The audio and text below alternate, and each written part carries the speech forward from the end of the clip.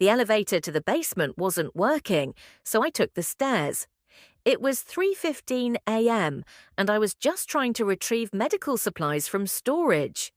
But what I found in the abandoned psychiatric wing wasn't supplies, it was a crime scene. And the person responsible for Dr. Harrison's murder was someone I trusted, someone I'd worked alongside for years.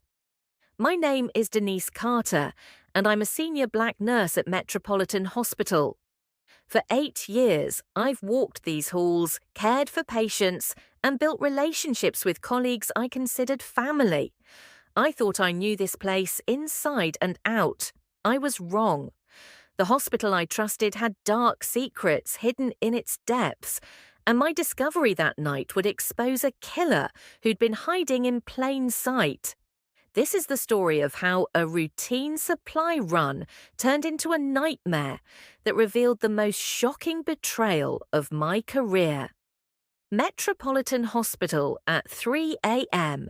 is a different world from the bustling medical centre it becomes during daylight hours. The corridors echo with the soft sounds of monitors beeping, ventilators humming, and the quiet conversations of night staff maintaining vigil over sleeping patients. I'd been working the night shift in the intensive care unit for 3 years, partly by choice and partly by necessity. Night shifts paid better, and as a single mother putting my daughter through college, every extra dollar mattered. But I also genuinely enjoyed the calmer pace and the deeper relationships you could build with patients and families during those quiet hours. That Tuesday night started routinely. I had 4 patients under my care: Mr. Peterson recovering from heart surgery, Mrs. Kim dealing with complications from diabetes, young Tommy Martinez who'd been in a motorcycle accident, and elderly Mrs. Washington, who was fighting pneumonia. Around 2:30 a.m., Mrs. Washington's condition took a turn for the worse. Her oxygen levels dropped suddenly, and her breathing became laboured. Dr. Harrison, the attending physician on duty, ordered immediate treatment that required a specific medication we'd run out of on our floor. "Denise," Dr. Harrison said, checking his watch, "I need you to get morphine sulfate from basement storage. The pharmacy is closed, but there should be emergency supplies in B12.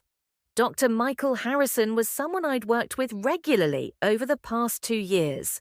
He was competent, professional, and unlike some doctors, he treated nursing staff with genuine respect. As one of the few physicians who consistently remembered my name and asked about my daughter's progress in college, he'd earned my trust and appreciation. "No problem, Doctor. Harrison, I'll be right back." The elevator to the basement had been out of order for 3 days, a situation that administration seemed in no hurry to fix, since basement storage was rarely accessed during night hours. Most supplies were kept on each floor, but certain medications and older equipment were stored in the basement for cost-saving reasons. I grabbed my hospital keycard and headed for the stairwell, expecting a quick trip to retrieve the medication Mrs. Washington needed. The basement of Metropolitan Hospital was a maze of storage rooms, maintenance areas, and sections of the building that dated back to the hospital's original construction in the 1960s. The western section housed current storage and mechanical systems, but the eastern wing contained remnants of the old psychiatric unit that had been closed and sealed during renovations 5 years ago. As I made my way down the dimly lit corridor towards storage room B12, I noticed something unusual. The basement was typically silent except for the hum of HVAC systems, but tonight I could hear what sounded like movement coming from the direction of the abandoned psychiatric wing. My first thought was that maintenance workers might be doing late-night repairs, but I knew the hospital's policy was to schedule such work during day hours when safety personnel were available. The movement I heard was irregular, not the systematic sounds of repair work. Storage room B12 was located halfway down the main corridor, but as I approached it, the sounds from the psychiatric wing became more distinct. It sounded like someone dragging something heavy across the floor. I retrieved the morphine from B12 quickly, but my curiosity about the sounds was growing stronger. As a nurse, I'd learned to investigate unusual situations that might affect patient or staff safety.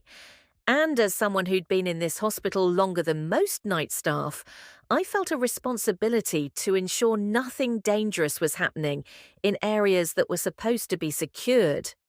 The door to the psychiatric wing was marked with multiple warnings. Authorized personnel only, renovation in progress, and structural hazards do not enter. But the door, which should have been locked, was slightly ajar. Through the gap, I could see light coming from deeper within the wing. Against my better judgment, I pushed the door open and stepped into the abandoned psychiatric wing. The air was stale and thick with dust, and the corridor was lined with empty patient rooms that hadn't been used in years. The light I'd seen was coming from the far end of the hallway, near what used to be the psychiatric unit's administrative offices. As I moved closer, I could hear more clearly now the sounds of someone cleaning, scrubbing, and what might have been moving furniture. Room B47 had been the psychiatric unit's head office, and light was definitely coming from inside. The door was partially open, and I could see someone moving around inside with what appeared to be cleaning supplies. "Hello," I called softly. "Is everything okay down here?" The movement inside the room stopped immediately. "Hello," I called again, louder this time. Silence. I approached the door cautiously and peered inside. What I saw made my blood run cold. Dr. Harrison was lying on the floor in a pool of blood, his white coat stained crimson, his eyes staring sightlessly at the ceiling. Standing over him with a mop and bucket was Janet Morrison, the head of hospital security. Janet looked up and saw me in the doorway. For a moment, we stared at each other in complete silence, the horror of the scene settling over both of us. "Denise," Janet said finally, her voice eerily calm. "You weren't supposed to be down here." I stepped backward, my mind struggling to process what I was seeing. Dr. Harrison, who had sent me to the basement just 30 minutes ago, was dead. Janet Morrison, who I'd known for 5 years as a competent and trustworthy security chief, was standing over his body with cleaning supplies. "Janet, what happened? We need to call 911, get paramedics." "No, we don't," Janet interrupted, setting down the mop. "Dr. Harrison is beyond help, and calling anyone will just complicate things." The clinical way she spoke about his death sent chills down my spine. This wasn't someone who'd just discovered a body or witnessed an accident. This was someone who was intimately familiar with what had happened. "Janet, what's going on here? How did Dr. Harrison die?" Janet sighed, as if my questions were an inconvenience rather than a reasonable response to finding a murdered colleague. "Dr. Harrison was blackmailing me, Denise. He discovered some financial irregularities in security budgets and threatened to expose me unless I paid him a significant amount of money."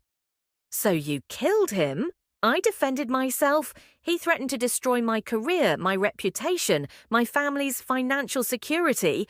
I couldn't let that happen." I looked around the room more carefully. This wasn't a place where someone would come for a private conversation. This was a planned location, chosen specifically because it was isolated and supposedly secured. "Janet, how long have you been planning this?" Her expression hardened. "Long enough to make sure it couldn't be traced back to me. This room has been my insurance policy for situations exactly like this." As Janet continued talking, the full scope of her operation became clear. The abandoned psychiatric wing hadn't been secured as thoroughly as hospital administration believed. Janet, with her master keys and security clearance, had been using it as a private space for activities that couldn't be conducted under normal hospital surveillance. You see, Denise, working in hospital security gives you unique insights into how this place really operates.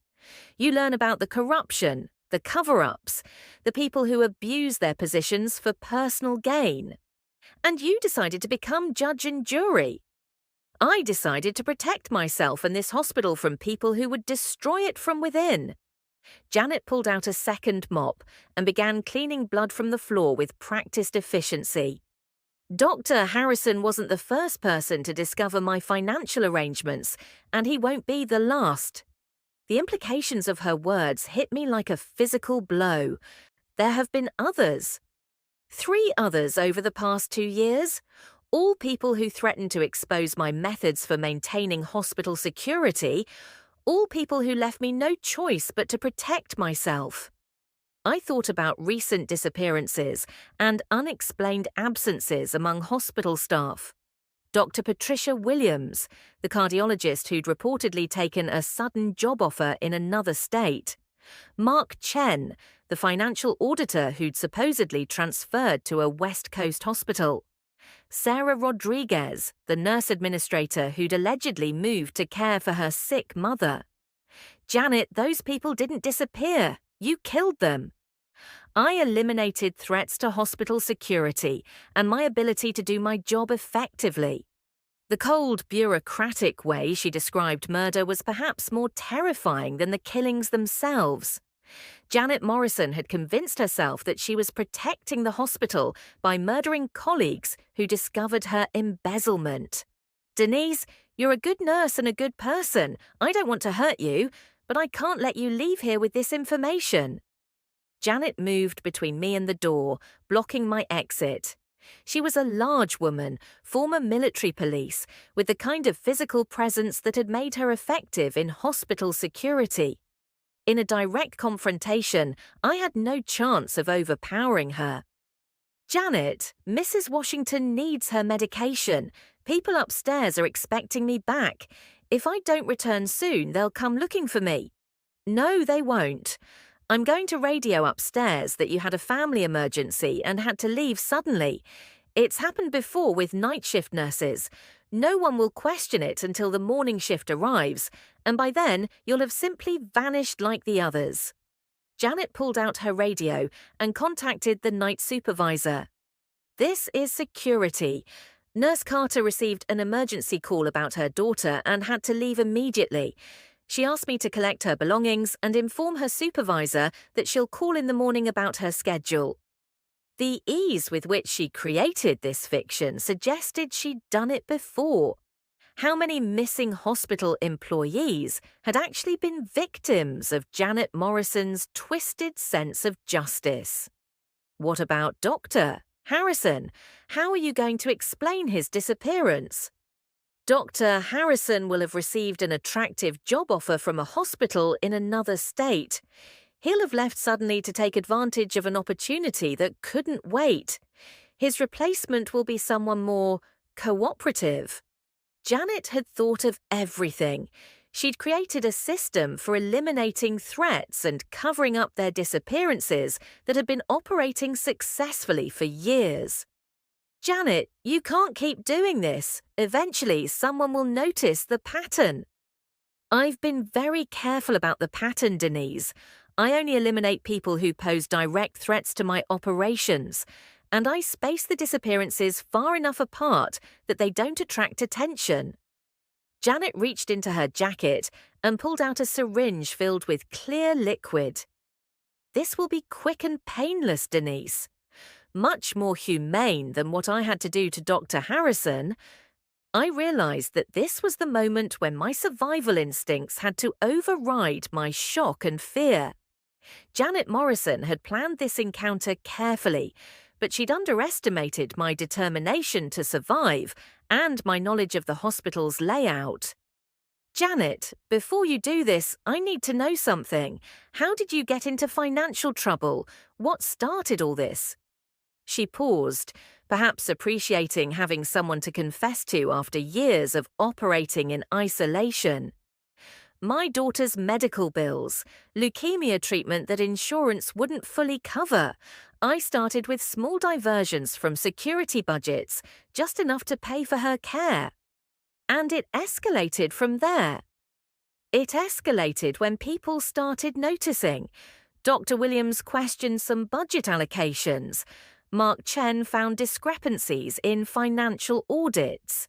Sarah Rodriguez noticed that security expenses didn't match actual equipment purchases. As Janet talked, I slowly moved toward a cart of old medical equipment that had been stored in the room. Among the outdated machines was a defibrillator that might still have some charge.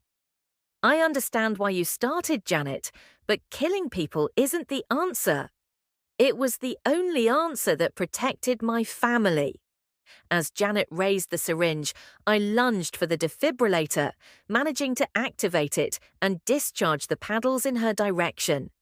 The electrical shock wasn't enough to seriously injure her, but it was sufficient to make her drop the syringe and stagger backward. I ran from the room while Janet was still recovering from the electrical shock. The abandoned psychiatric wing suddenly felt like a maze, and I realized that Janet knew this area much better than I did. She would recover quickly and come after me with the advantage of familiarity and preparation. My best chance was to reach the main corridor and get to the stairwell before she could cut off my escape route. But as I ran through the dusty hallways, I could hear Janet behind me, moving with purpose and determination. "Denise, you're only making this harder for yourself," she called. "I know every inch of this basement. There's nowhere for you to hide." I reached the door to the main corridor, but when I tried to open it, I discovered that Janet had locked it from the outside. I was trapped in the abandoned wing with a killer who had intimate knowledge of the area and a strong motivation to ensure I never left alive. The psychiatric wing had multiple rooms, but most of them were empty and offered no real hiding places. My only advantage was that Janet didn't know I'd discovered her murders until tonight, so she might not have prepared this area specifically for concealing my death. I ducked into one of the former patient rooms and used my cell phone to call 911. But the call wouldn't connect. The basement's location and the building's age created dead zones for cellular signals. I could hear Janet searching the rooms systematically, getting closer to my location.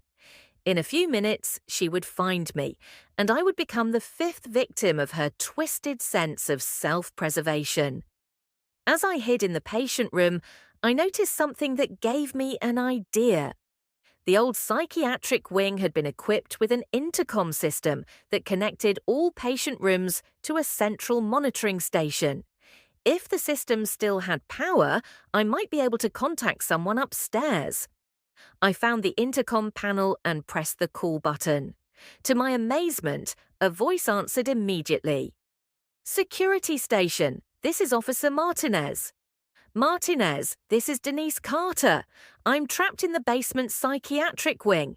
Janet Morrison has killed Dr. Harrison and several other hospital employees.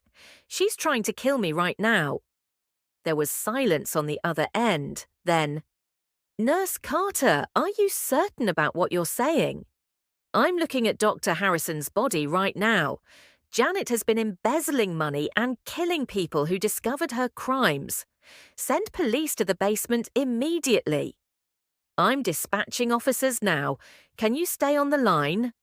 "I'll try, but she's looking for me and she knows this area better than I do." Just then, I heard Janet's voice from the corridor. "Denise, I know you're in here somewhere. Make this easy on yourself." Police sirens were audible in the distance, growing louder as they approached the hospital. Janet must have heard them too, because her search became more frantic and aggressive. "You called the police," she said, her voice now carrying the desperation of someone whose carefully constructed plan was falling apart. Do you have any idea what you've done? My daughter needs medical care that I can't afford without this job. Janet, there were other ways to get help. Killing people wasn't the answer. The police arrived within minutes, and I guided them to the psychiatric wing using the intercom system. When they broke down the locked door and flooded the area with officers, Janet Morrison was found trying to dispose of evidence in one of the old treatment rooms. Dr. Harrison's body was recovered, along with evidence of Janet's embezzlement and files containing information about the other victims. Most shocking was her detailed planning for future eliminations, including a list of hospital employees she considered threats to her operation. The investigation that followed revealed the full scope of Janet's crimes. She had indeed killed 4 people over 2 years, disposing of their bodies in ways that made their deaths appear to be voluntary disappearances. The financial crimes were extensive, totaling over $200,000 in diverted hospital funds. Janet Morrison was convicted of 4 counts of murder and sentenced to life in prison without the possibility of parole.